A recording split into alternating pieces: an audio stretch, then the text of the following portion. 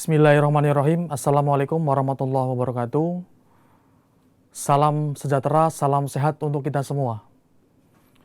Pada kesempatan kali ini saya akan memaparkan video pengajaran PDD UKPT Sertifikasi Dosen Kemendikbudristek Dikti tahun 2022. Perkenalkan, nama saya Muhammad Lukman Laksono, SPD MPD, dari program studi S1 Teknik Telekomunikasi. Spesialis saya yaitu mengajar mata kuliah dasar umum Bahasa Indonesia yang terdiri atas 2 SKS. Selanjutnya, deskripsi mata kuliah. Mata kuliah ini diajarkan pada semester 1. Adapun materi dalam mata kuliah Bahasa Indonesia sebagai mata kuliah pengembangan kepribadian atau MPK. Diorientasikan untuk menekankan pada kemahiran mahasiswa dalam menulis karya ilmiah yang diajarkan secara teoritis dan praktis. Kemampuan berbahasa Indonesia yang baik menjadi modal yang sangat berharga bagi mahasiswa dalam menulis karya ilmiah serta menjadi potensi untuk mengembangkan kemampuan intelektual secara kreatif pada bidang-bidang ilmiah lainnya. Kemudian, adapun CPMK atau capaian pembelajaran mata kuliah. Yang pertama, mahasiswa mampu menggunakan bahasa Indonesia sesuai dengan prinsip atau kaidah bahasa Indonesia yang baik dan benar secara lisan maupun tulisan, yang terdiri atas sub CPMK. Yang pertama, mahasiswa mampu memahami pentingnya belajar bahasa Indonesia untuk mendukung kegiatan perkuliahan dan berkomunikasi di dalam kampus ataupun di akademik. Kemudian yang kedua, mahasiswa mampu menjelaskan sejarah, kedudukan dan perkembangan bahasa Indonesia. Yang ketiga, mereka mampu memahami penggunaan bahasa Indonesia ragam ilmiah dalam berbagai konteks ejaan bahasa Indonesia secara tepat dari kata, kalimat, dan paragraf yang efektif. Kemudian yang keempat, mahasiswa mampu menjelaskan jenis karya tulis ilmiah, non-ilmiah, dan populer. Yang kelima, mahasiswa mampu menyusun karya ilmiah menggunakan bahasa Indonesia yang sesuai dengan prinsip atau kaidah bahasa Indonesia yang baik dan benar secara lisan maupun tulisan.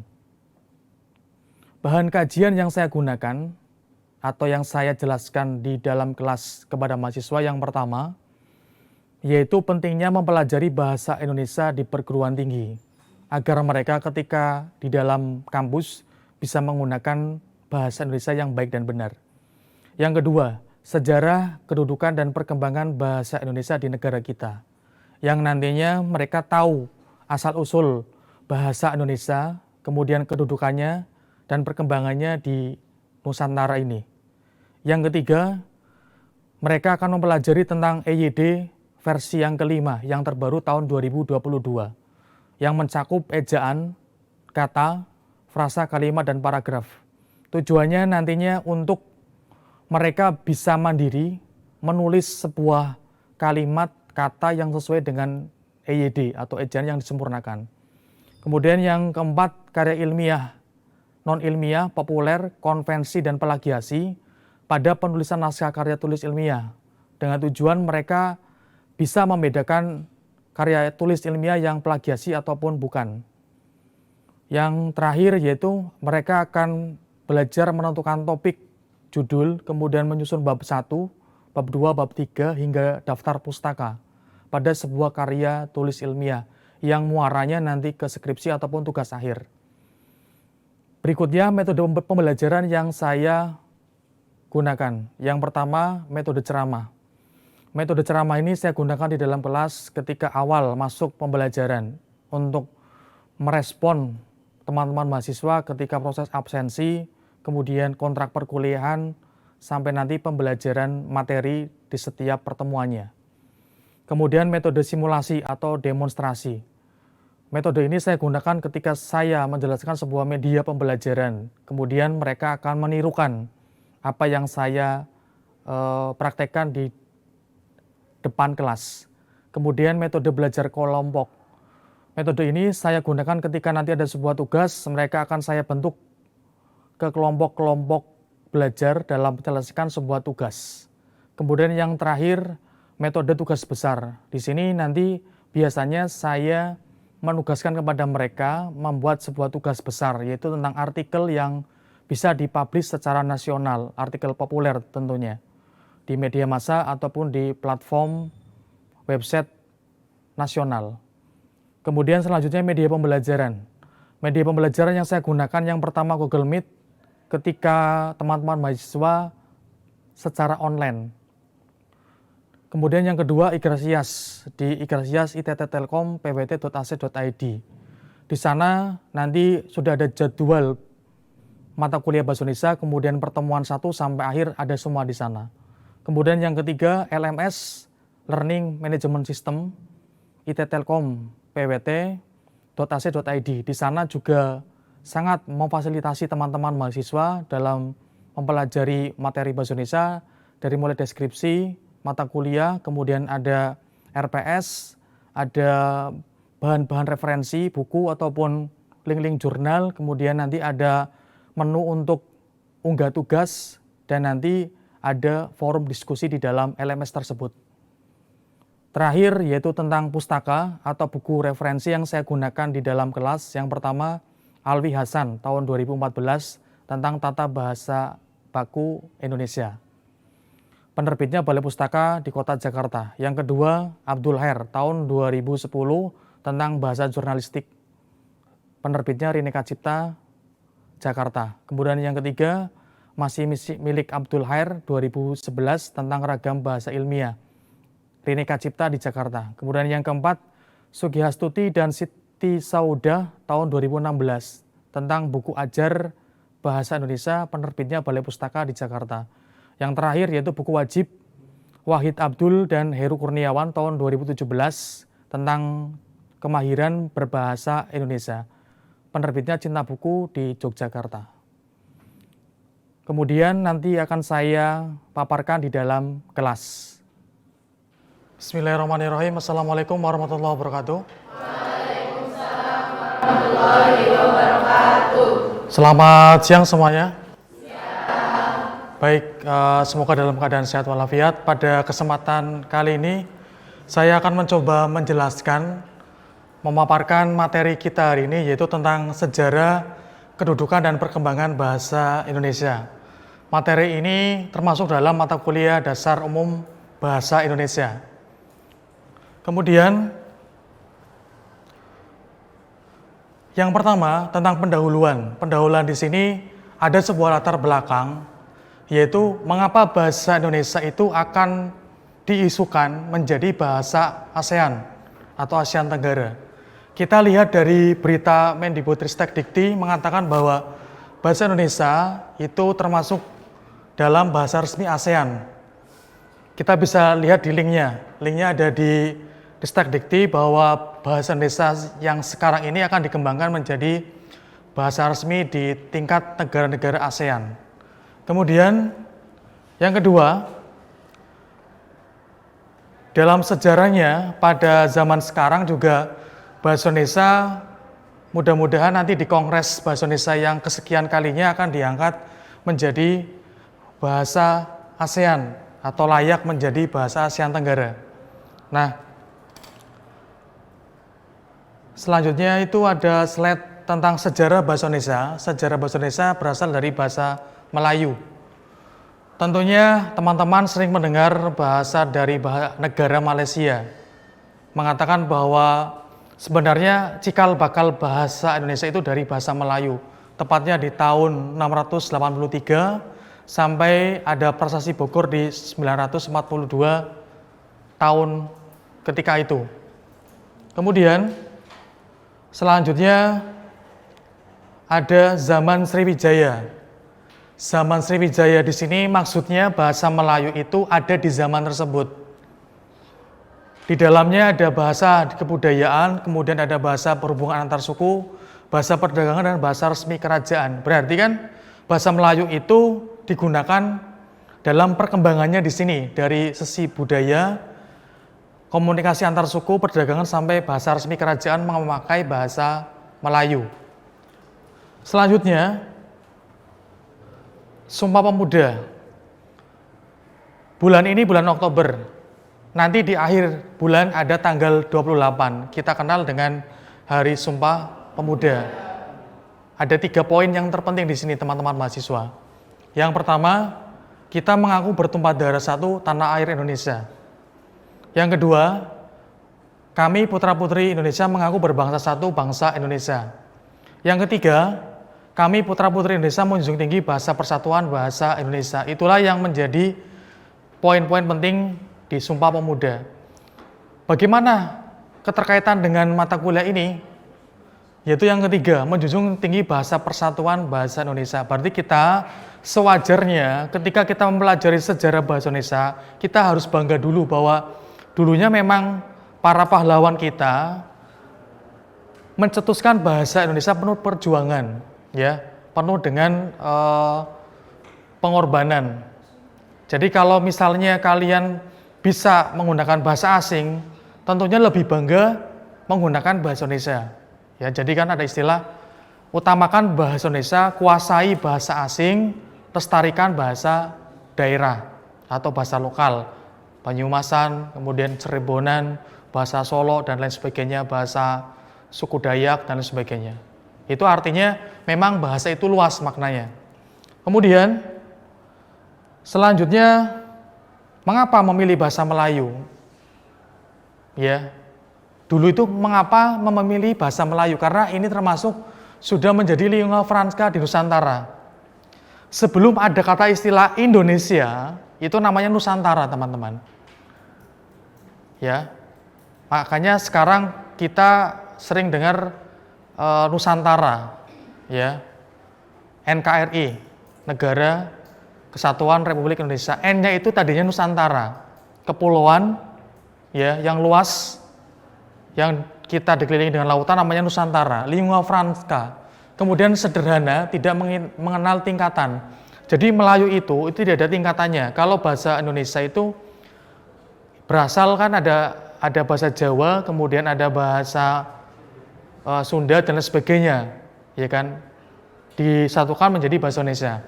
Kemudian ada suku Jawa, Sunda dan Bali, jelas. Seperti tadi saya katakan bahwa tadinya kan ada Jawa, Sunda, Bali itu memakai bahasa daerah lokal masing-masing atau kearifan lokal. Kemudian disatukan menjadi bahasa Indonesia. Kemudian bahasa Melayu dulunya memang mudah digunakan untuk perdagangan dan lain sebagainya. Jadi memang dulu ada namanya suku Melayu. Ya. Itu terdiri atas Malaysia, Singapura, Indonesia, Vietnam, Thailand, ya, itu kan tergabung dalam ASEAN. Itu namanya suku Melayu. Ya, sebelum menjadi sebuah negara Indonesia, Malaysia, Singapura, dulu kan namanya kerajaan-kerajaan kan, tidak berbentuk negara, gitu ya. Kemudian selanjutnya,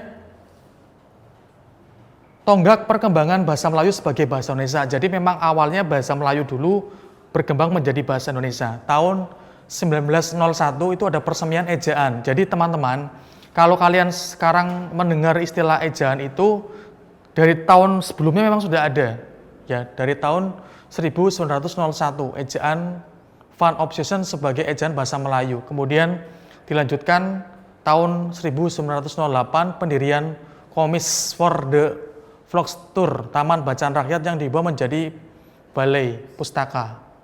Ya, Balai Pustaka itu memang sebuah penerbit. Kemudian tahun 1928 baru ada Sumpah Pemuda yang mengakui bahasa Melayu sebagai bahasa Indonesia. Berarti memang cikal bakalnya dari suku Melayu menggunakan bahasa Melayu nanti ditarik di masing-masing daerah. Kalau di Indonesia akhirnya bahasa Melayu diubah menjadi bahasa Indonesia. Kalau di Singapura ya masih dengan menggunakan bahasa Singapura. Kalau di Malaysia masih Melayu kerajaan. Ya. Vietnam juga sama. Artinya memang kita tadinya itu satu pulau. Ya, satu kesatuan tadinya. Belum ada istilahnya negara, tidak ada. Dulu namanya kerajaan semua. Dilanjut, tahun 1933 itu berdirinya Pujangga Baru. Kalau teman-teman pernah belajar puisi itu mengenal dengan karya sastra Pujangga. Pujangga Lama sama Pujangga Baru, ya kan? Kemudian tahun 1938 ada Kongres Bahasa Indonesia yang pertama kali. Itu ada di Solo, ya, di Surakarta.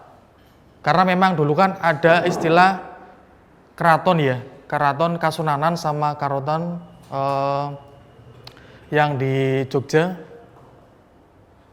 Nah, kemudian ada lagi 1945 Bahasa Indonesia sebagai bahasa negara Undang-Undang Dasar. Ini sudah masuk pada UUD 45 pasal 36. Kemudian dilanjut tahun 1947 itu ada peresmian ejaan. Dulu namanya ejaan Van Opjusen.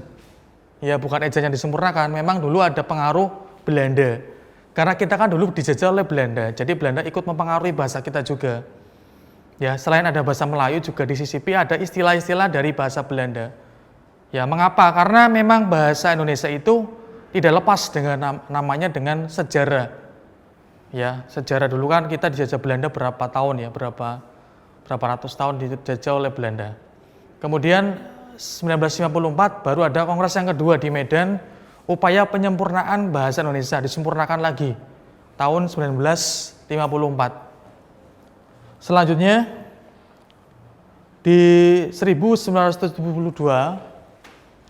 itu sudah menggunakan EYD, ejaan yang disempurnakan dengan Kepres nomor 57 tahun 1972.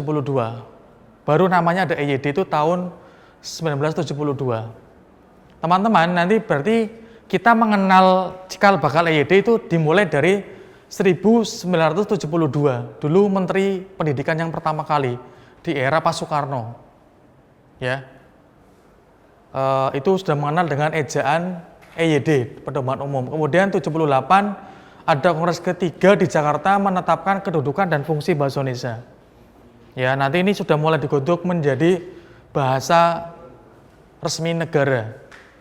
Kemudian tahun 1983 ada Kongres Bahasa Indonesia yang keempat di Jakarta, yaitu menggunakan bahasa Indonesia dengan baik dan benar tercantum dalam GBHN. Apa itu? Garis besar haluan negara. Ya. Selanjutnya tahun 1988 itu ada Kongres Bahasa Indonesia yang kelima di Jakarta juga. Ini diterbitkan pertama kali KBBI. Jadi kalau ada pertanyaan, kapan pertama kali KBBI diterbitkan? Kamus Besar Bahasa Indonesia itu tahun 1988. Ya, dan tata bahasa baku bahasa Indonesia. Kemudian berlanjut tahun 1993 Kongres Bahasa Indonesia yang ke-6 di Jakarta juga sudah mulai ada pusat bahasa, diusulkan menjadi lembaga bahasa dan usul adanya Undang-Undang Bahasa Indonesia. Memang diatur dalam undang-undang. Kalau ingin dijadikan bahasa negara memang istilahnya harus masuk dalam pasal di Undang-Undang Dasar. Kemudian ada tahun 1998 itu Kongres yang ke-7 dibentuknya Badan Pertimbangan Bahasa. Ini ya. Selanjutnya ada fungsi dan kedudukan bahasa Indonesia. Untuk fungsi dan kedudukan bahasa Indonesia itu yang pertama sebagai bahasa nasional, sesuai yang tadi saya sampaikan teman-teman. Ada 3 poin, ya, mengaku satu negara, satu bangsa. Kemudian yang ketiga menjunjung tinggi bahasa persatuan bahasa Indonesia. Kemudian lambang kebanggaan, ya, lambang kebanggaan di sini artinya memang bangga menggunakan bahasa Indonesia. Cintailah produk-produk Indonesia, ya. Kemudian ada 2 identitas nasional. Kalau kalian pergi ke luar negeri, kalian menggunakan bahasa Indonesia, tentunya orang mancanegara mengenal, oh ya ini orang dari Indonesia, yaitu untuk identitas kita. Yang ketiga, alat perhubungan antar bangsa, jelas. Ketika Presiden Jokowi menyampaikan pidato dengan bahasa Indonesia di Kongres PBB, itu berarti menandakan bahwa Pak Jokowi selaku presiden kita itu bangga menggunakan bahasa Indonesia di mancanegara untuk mengenalkan bahwa ini loh ada bahasa Indonesia yang bagus untuk kita dipelajari. Buktinya banyak orang mancanegara, turis asing datang ke Indonesia untuk belajar bahasa kita, bahasa Indonesia, apalagi budayanya. Ya. orang Belanda itu suka sekali ke Indonesia karena di Indonesia itu banyak sekali ragamnya. Ragam bahasa, ragam budaya, ragam suku, ya, agama dan lain sebagainya, ras dan sebagainya. Karena kita negara kepulauan Indonesia. Ingat ya, kita termasuk negara terbesar di ASEAN. Ya, dari Sabang sampai Merauke. Kemudian yang kedua, sebagai bahasa negara itu di Undang-Undang 45 bab 15 pasal 36. Fungsinya apa, Pak? Bahasa resmi kenegaraan ini sudah masuk ya. Jadi memang bahasa resmi kenegaraan. Teman-teman, besok kalau kalian dipanggil ke Istana Negara, misalnya ke Istana Presiden yang di Jakarta ataupun di Bogor, menggunakan bahasa Indonesia, itu bahasa resmi kita. Kemudian ada dua, pengantar dalam dunia pendidikan jelas. Sekarang coba kalian perhatikan, di kampus-kampus mana yang tidak menggunakan bahasa Indonesia? Pasti menggunakan bahasa Indonesia, apalagi yang bilingual ya. Bilingual kan pasti bahasa pengantarnya pasti bahasa Indonesia, kemudian ada bahasa Inggris. Alat perhubungan resmi negara jelas, kemudian alat pengembangan iptek, ilmu pengetahuan dan teknologi, yang sekarang istilahnya mobil listrik ya, ada istilah mobil listrik, bukan menggunakan bahasa Inggris, misalnya electric car ya. Namun kan Pak Jokowi mengatakan ada mobil listrik gitu ya.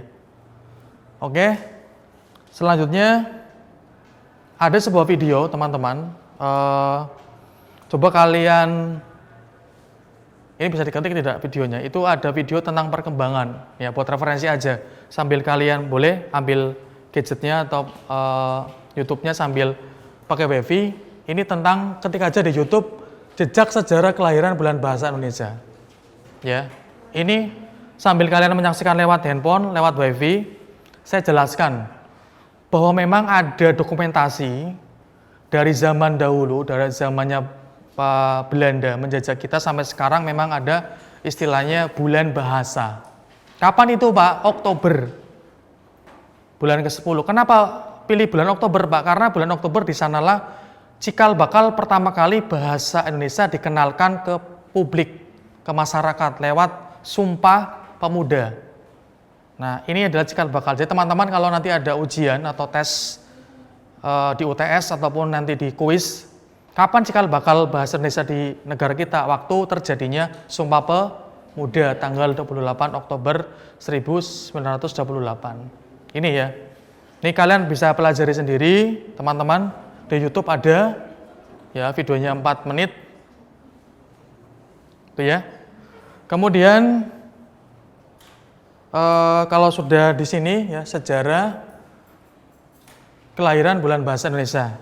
Selanjutnya ada pertanyaan teman-teman? Tuh, kalau belum, sekarang ini kalian pilih dari keempat ini, kira-kira mana yang akan kita jadikan topik pembicaraan yang hangat, yang mana? Yang satu, bagaimana sejarah masuknya bahasa Indonesia di Nusantara, atau yang kedua, bagaimana perkembangan bahasa Melayu dan bahasa Indonesia, yang ketiga, apakah fungsi kedudukan bahasa Indonesia sudah sesuai aturan, atau yang terakhir, apakah bahasa Indonesia sudah layak untuk dijadikan bahasa ASEAN? Monggo. Yang mana? Ini? Oke. Misalnya ini saya pencet ya. Apakah bahasa Indonesia sudah layak untuk dijadikan bahasa ASEAN? Kira-kira ada yang mau berpendapat dulu? Layak tidak? Layak. Karena apa Mas? Kan bahasa Indonesia itu mudah dipelajari dan mudah dimengerti. Sama halnya seperti bahasa Melayu di Malaysia itu hampir sama dengan Indonesia, cuma ada beberapa kosakata yang memiliki perbedaan. Oke. Ya, terima kasih Mas. Ada lagi yang berpendapat? Silakan. Apakah layak bahasa Indonesia dijadikan bahasa ASEAN? Kenapa Mas? Soalnya kan ASEAN bukan bahasa Melayu doang, Mas. Iya. Di Thailand juga bahasanya beda, di Vietnam juga bahasanya beda, jadi kurang layak sih untuk satu ini bahasa Inggris. Oke. Ini ya pendapat berbeda dengan Mas yang satu ini ya. Ini layak, ini tidak layak. Ada lagi yang mau berpendapat? Layak tidak? Karena memang sedang dipertentangkan nih, isunya kan lagi hangat ya. Kalian ketik Google aja, bahasa Indonesia mau dijadikan bahasa ASEAN. Ada yang bilang layak, ada yang bilang tidak. Ya kan, dari Malaysia juga masih menolak, dari Singapura masih setengah-setengah, dari Vietnam juga masih setengah-setengah. Jadi memang harus kita satukan nih bahasa ASEAN mau menggunakan bahasa apa? Kalau kata Mas apa tadi Mas? Mas Ajis menggunakan bahasa Inggris. Boleh sih, nggak apa-apa. Memang bahasa Inggris kan sudah bahasa luar negeri ya, bahasa resmi mancanegara. Tidak ASEAN, namun semuanya bisa menggunakan bahasa Inggris. Ada lagi yang mau berpendapat untuk bahasa ASEAN dijadikan bahasa Indonesia dijadikan bahasa ASEAN? Ada lagi yang mau berpendapat? Kira-kira? Kalau sekarang Pak Lukman tanya, ketika bahasa Indonesia itu nanti dijadikan bahasa ASEAN, itu kan akan mengalami penolakan. Atau mungkin ada yang menerima juga. Kalau ada pilihan, katakanlah bahasa Indonesia sama bahasa Inggris, kalian pergi ke luar negeri ya, kalian lebih bangga memilih bahasa Indonesia atau bahasa Inggris dulu? Karena apa? Karena bahasa Indonesia dipelajari oleh seluruh dunia. Nah ya, tepat ya, karena memang bahasa Indonesia apa tadi? Dipelajari oleh seluruh dunia. Iya, oleh seluruh Indonesia. Kenapa? Karena banyak sekali orang-orang mancanegara pergi ke tempat kita, malah kadang budaya kita dirampok ya, dalam tanda kutip diambil, kemudian dipelajari di sana ya. Contoh, kalian tahu wayang? Wayang itu sudah ada di Belanda, budaya wayang itu. Kemudian ada lagu kita juga pernah ada dibawa ke mancanegara, tari apa ya, tari Lengger dan sebagainya. Namun bahasanya beda di Belanda juga sama. Ya, memang itulah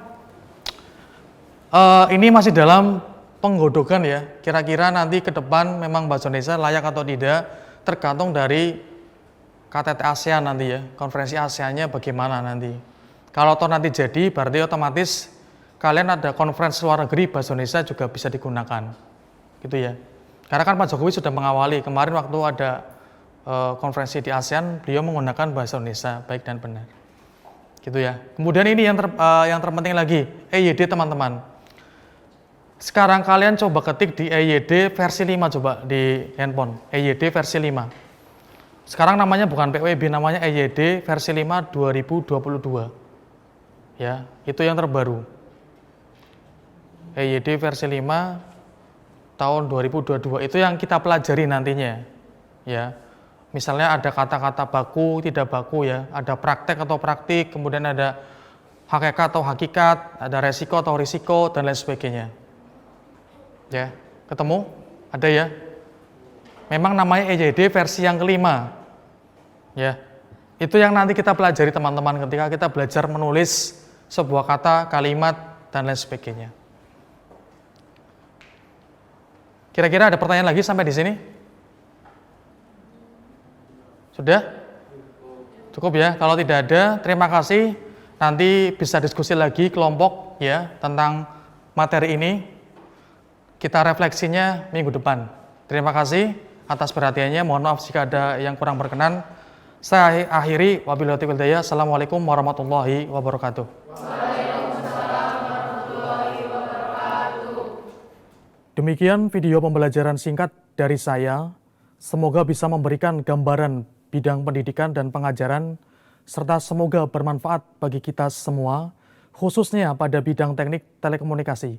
Wassalamualaikum warahmatullahi wabarakatuh.